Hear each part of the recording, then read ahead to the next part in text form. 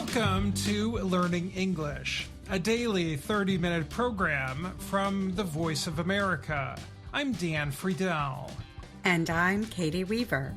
This program is aimed at English learners. So we speak slowly, and we use words and phrases especially written for people learning English.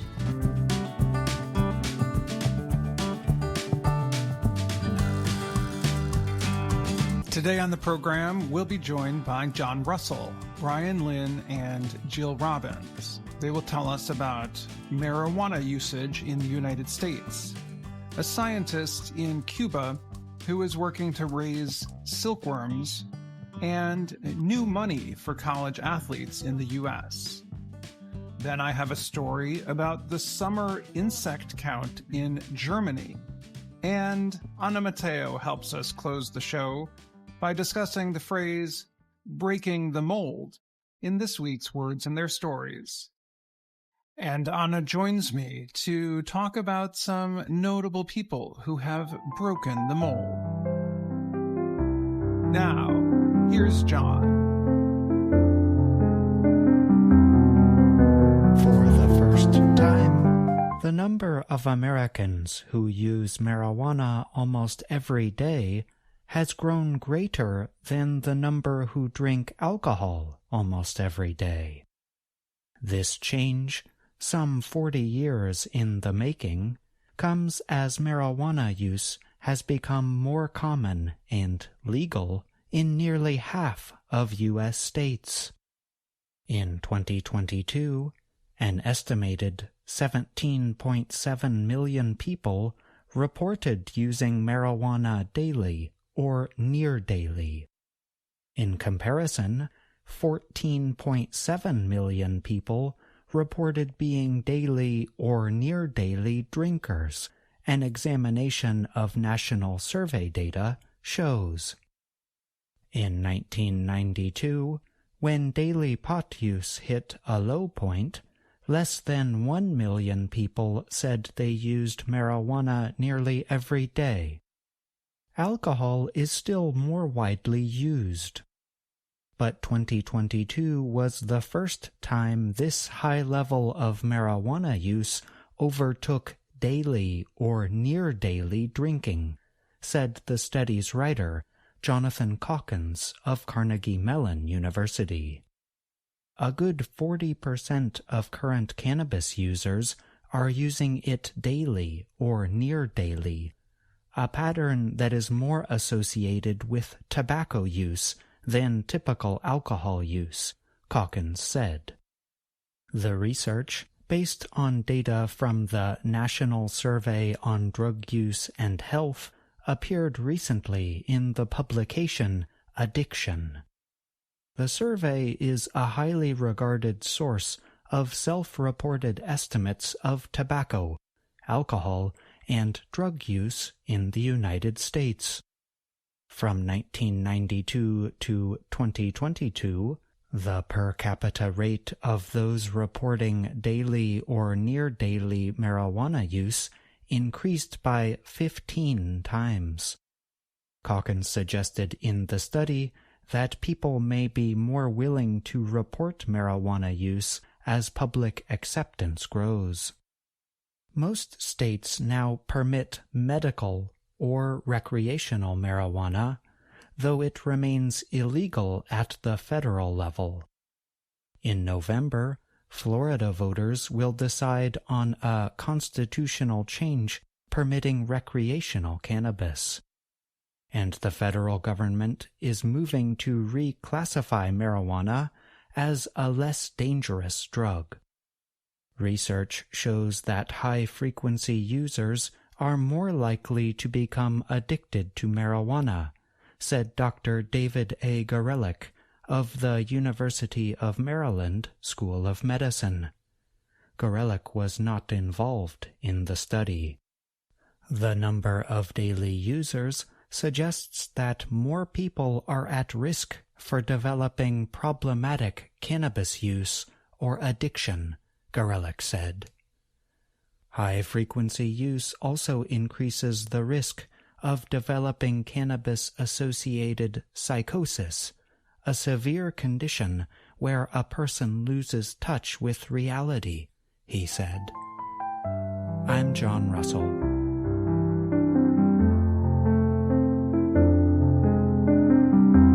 You just heard the Health and Lifestyle Report from John Russell. He joins us now to talk more about the story. Welcome, John. Hi, Dan. Thanks for having me on the show. In the report, you mention medical and recreational uses of marijuana. Could you explain that point a little more? Sure. Recreational means done for pleasure or enjoyment.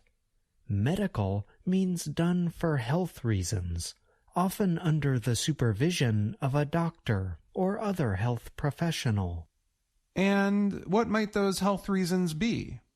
There are medical reasons to use marijuana.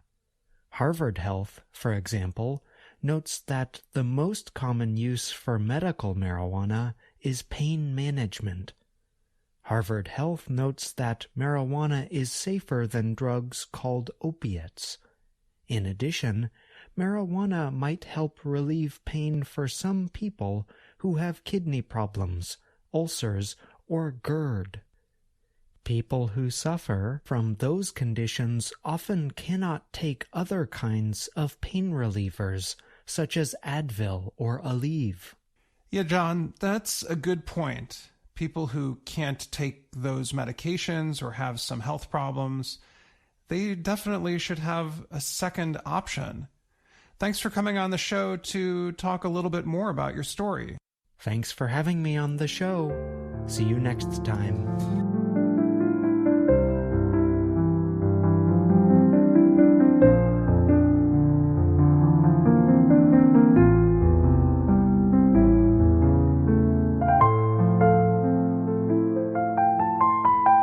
A scientist in Cuba is raising silkworms native to Asia in hopes the creatures will produce local, high-quality silk for clothing.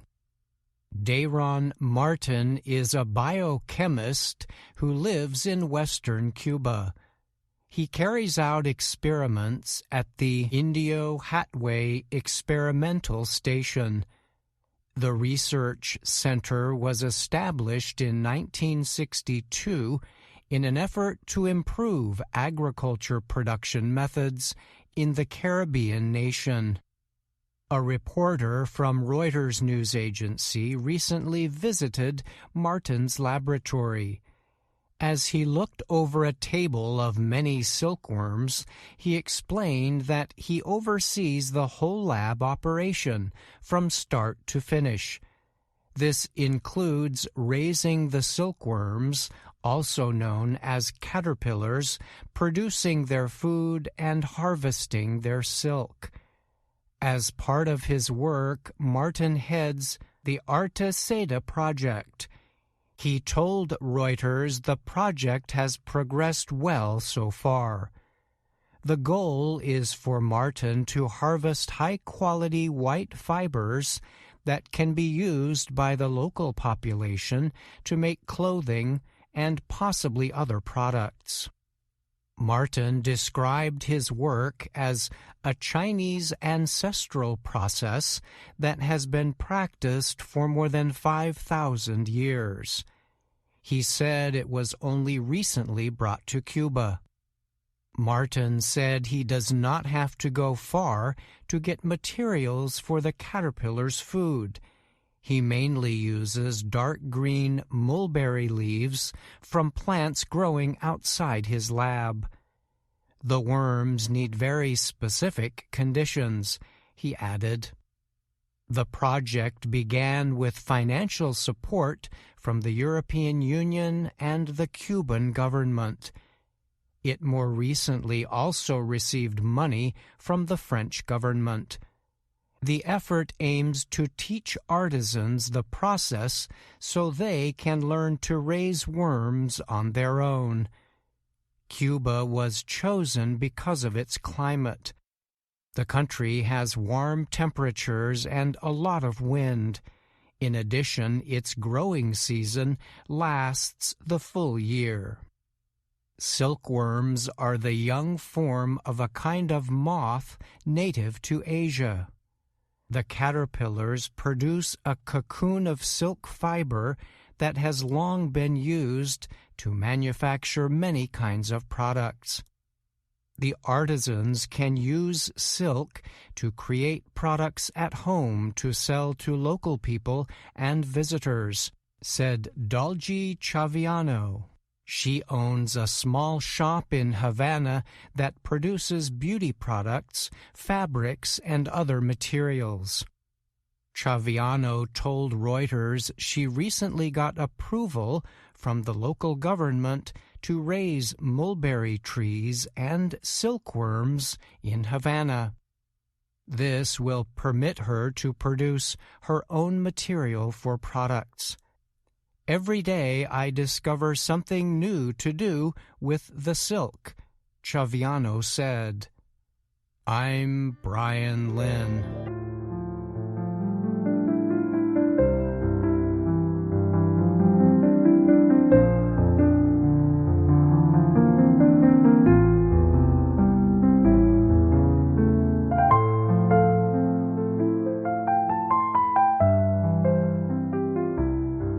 How many insects can you count in 1 hour? That was the question being asked by a group of environmentalists outside of Berlin's Natural History Museum recently. The Nature and Biodiversity Conservation Union, or NABU, is asking regular people to help count the insects they see in any 10-meter area available to them. NABU organizes Insect Summer. It is now in its 7th year. The effort is a way to follow the movements of insects such as aphids, ladybugs, and bees. Laura Breitkreutz is an expert on insects and biodiversity at NABU. She said, the project helps scientists observe the effects of climate change. We have seen that a few insects that normally occur only in the south might be spreading further north, she said, noting the appearance of the violet carpenter bee in Germany. The Citizen Science Project aims to give researchers information. It is not like precise scientific observations. However, the discoveries of regular people can give formal researchers unexpected insights. From bees to butterflies, scientists consider insects an important part of the ecosystem. They are important to pollination, the food chain, and keeping soil productive. In recent years, for example, scientists have expressed concerns about what appears to be a decrease in the bee population worldwide.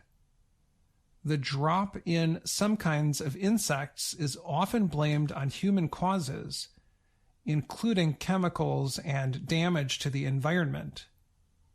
Breitkreutz said the Insect Count project helps the scientists, and it also helps people respect the role insects play in their daily lives. It's very important for us to show people how important, great, and interesting insects are, she said. Breitkreutz said, some people lack knowledge of what is crawling around outside.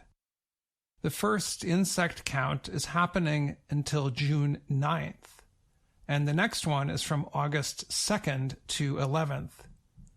The NABU provides a document to fill out and an app for the citizen scientists to report their findings. I'm Dan Friedel. VOA Learning English has launched a new program for children. It is called Let's Learn English with Anna. The new course aims to teach children American English through asking and answering questions and experiencing fun situations.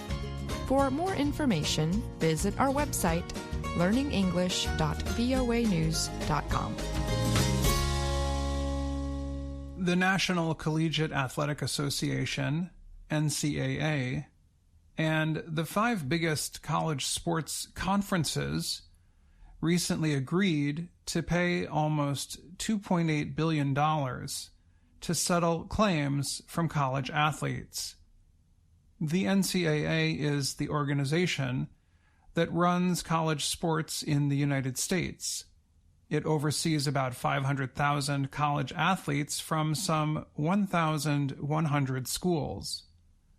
The claims came up over the past 10 years. The legal files argued that the NCAA and the conferences prevented college athletes from making money while playing sports for the schools. The agreement calls for the NCAA and the conferences to pay $2.77 billion over 10 years to more than 14,000 former and current college athletes. The settlement still needs approval from a U.S. federal judge and different parties to the legal case. If it is approved, students who play sports for their colleges will be permitted to be paid like professional athletes, directly by the schools. Under current NCAA rules, college athletes, also known as student athletes, can only receive payments from outside groups that use their names, images, and likenesses in commercial efforts such as advertisements. In a statement, NCAA President Charlie Baker and the school representatives said the agreement was an important step in the continuing reform of college sports.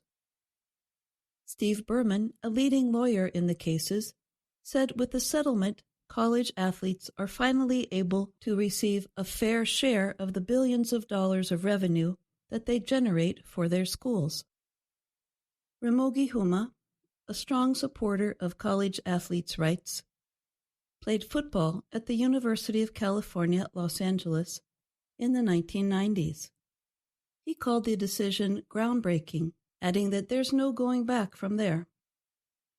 Although the decision provides a reason for celebration for some current and former students, it leaves more questions for others. Earlier in 2024, members of Dartmouth College's basketball team voted to join a labor organization called a union. The move means that the student athletes on the team could have the right to negotiate a working contract like other university employees. Chris Peck is the leader of the union that represents the Dartmouth basketball players. He criticized the decision to settle by calling it a workaround.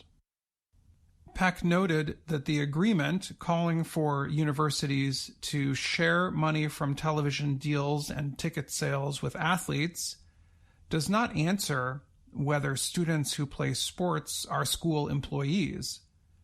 The union wants a clear answer. Are students who play sports employees, or are they more like those who participate in non-study activities like singing in a group?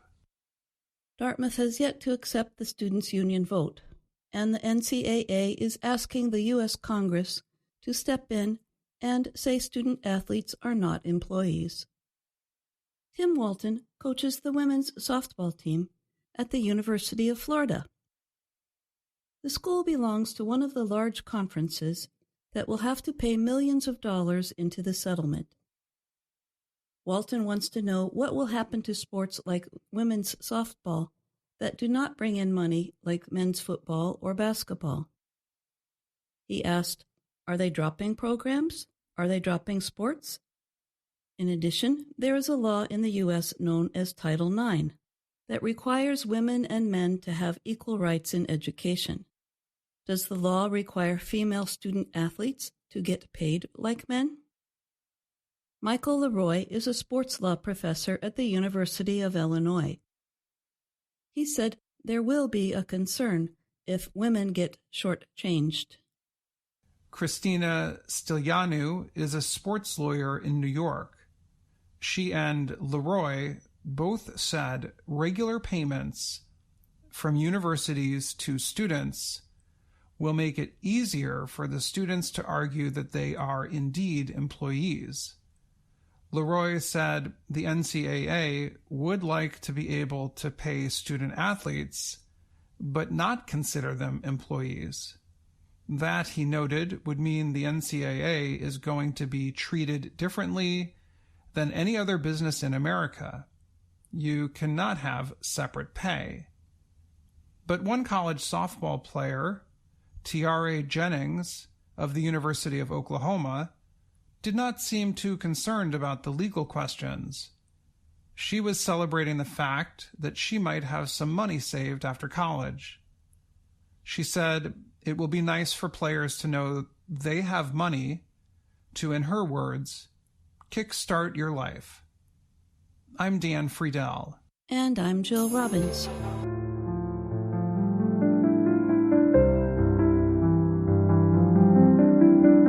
And now, words and their stories from VOA Learning English.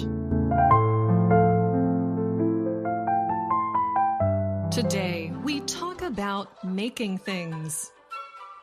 When you make things using a mold, the material takes the shape of the mold, and everything comes out the same. So if you have a mold of a duck and put clay inside it, you will have a lot of ducks made out of clay with the same shape.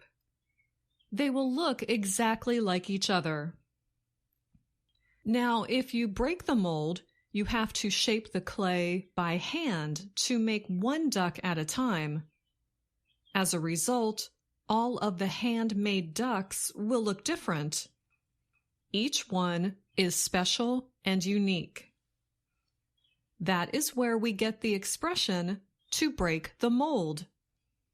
The dictionary publisher Merriam-Webster says, to break the mold means you do something in a completely new way. Those who break the mold usually try to find new ways to deal with a problem. They do things differently from what has been done before. They try new methods and do not follow what is usually done. We also call these new ways and methods fresh, one of a kind, or novel. For example, after a toy company lost money for 3 straight years, the owner tried something completely different. She asked young children to develop new toys for the company. And it worked. The new toys sold very well. So we say she broke the mold of toy development by asking children, instead of experts, to design new toys for the company. We also use this expression, to break the mold, to describe a very unusual or admired person. Let's look at the story of Barack Obama, the 44th President of the United States. His father was a black man from Kenya. His mother was a white American from the Midwestern state of Kansas. By 2009, only 5 black Americans had ever served in the U.S. Senate. Yet Obama defeated all other well-known candidates to become the first black American president in the country's history. Even those who did not vote for Obama agreed that he broke the mold. The expression is usually used to praise someone, but people sometimes use it to describe someone a bit unusual as well. Used this way, we might say, well, they certainly broke the mold when they made her. And that's the end of this Words and Their Stories. Do you have a similar expression in your language? Or do you have an expression or idiom you would like us to explain? Send us an email at learningenglish@voanews.com. Until next time, I'm Anna Mateo.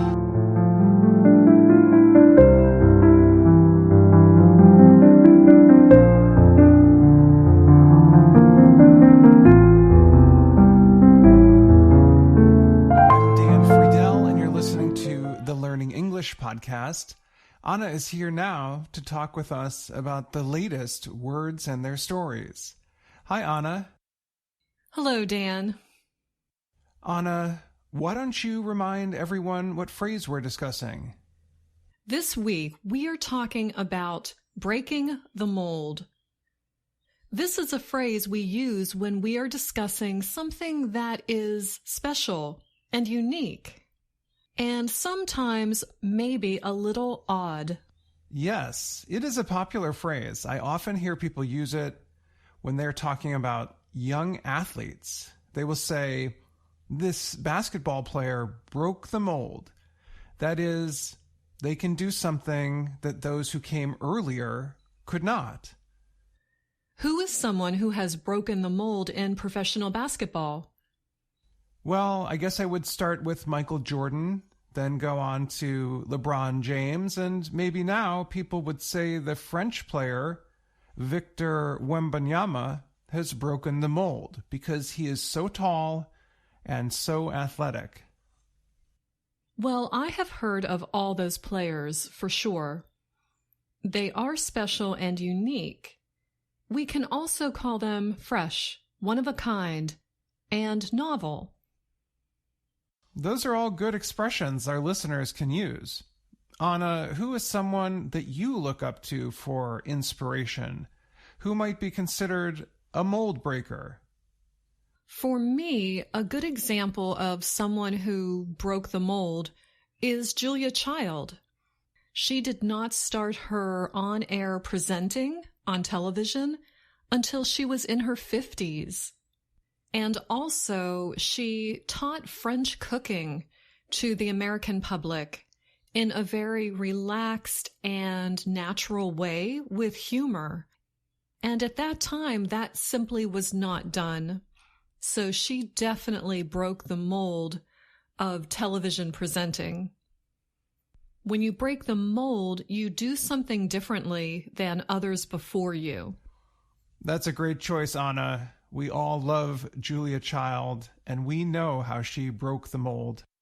She also worked with molds, I'm sure, in her cooking.